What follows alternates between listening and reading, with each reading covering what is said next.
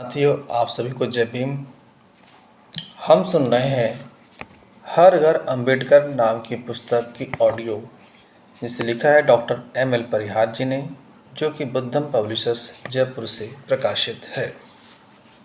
तो चलिए चलते हैं इसके अगले भाग में। हेडिंग है प्रतिष्ठित एल्फिंस्टन हाई स्कूल बम्बई में एडमिशन। सन 1904 में भीम को बम्बई की सरकारी एल्फिंस्टन हाई स्कूल में चौथी क्लास में एडमिशन दिलाया। भीम अब पहले से ज़्यादा मेहनत करने लगा। परिवार लोअर परेल में के एक कमरेनुमा घर में रहता था। उस एक ही कमरे में खाना बनाया जाता और सभी परिवारजन सोते थे। बर्तन जलाने की लकड़ियाँ व बिस्तर भी पड़े रहते थे और यही हमारे मुक्तिदाता बाबा साहेब का स्टडी रूम था। सुबह शाम कमरा धुएं से भर जाता था। भीम जमीन पर ही सोता था। उसके सिर के पास अनाज पिसाई की चक्की अड़ी रहती और पैरों के सामने एक बकरी बंधी रहती थी। पिता भीम की पढ़ाई की बहुत चिंता करते थे।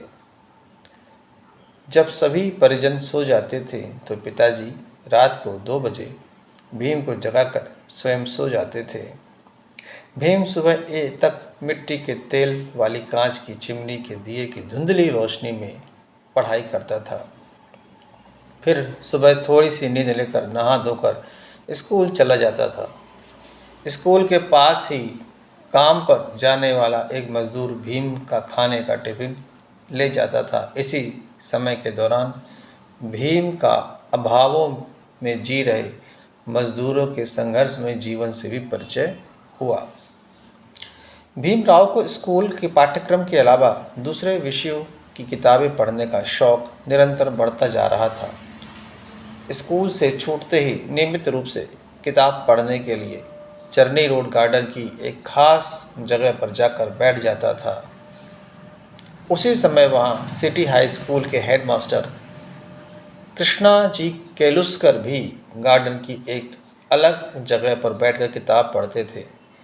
भीम को नियमित इस तरह शांत मन लगाकर से पढ़ते हुए देखकर केलुस्कर ने भीम को प्रोत्साहित करने व सराहना करनी चाहिए। अगली हेडिंग है, अरे तू अछूत छोकरा, पढ़ लिख कर क्या करेगा। एल्फिंस्टन स्कूल में ही एक ब्राह्मण अध्यापक बात बात पर भीमराव को उसकी जाति का नाम लेकर अपमानित करता था।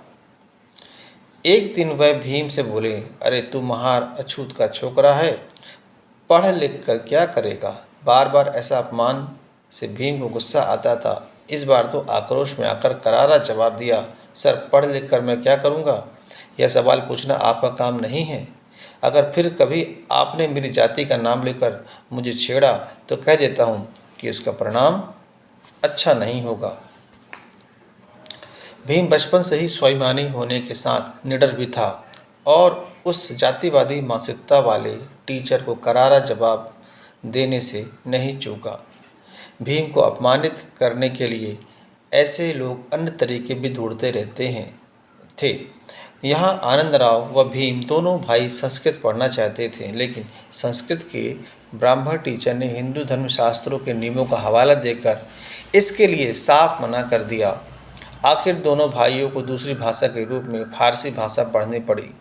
बाद में भीम ने अपने प्रयासों से संस्कृत की अच्छी जानकारी हासिल की, लेकिन इसी स्कूल में मैथ्स के टीचर जोशी जी व फारसी के खुदा बख्श बहराम ईरानी भीम को बहुत प्रोत्साहित करते थे। समाज व स्कूल के ऐसे अमानवीय माहौल के बीच भीम अपनी पढ़ाई में प्रगति करता रहा।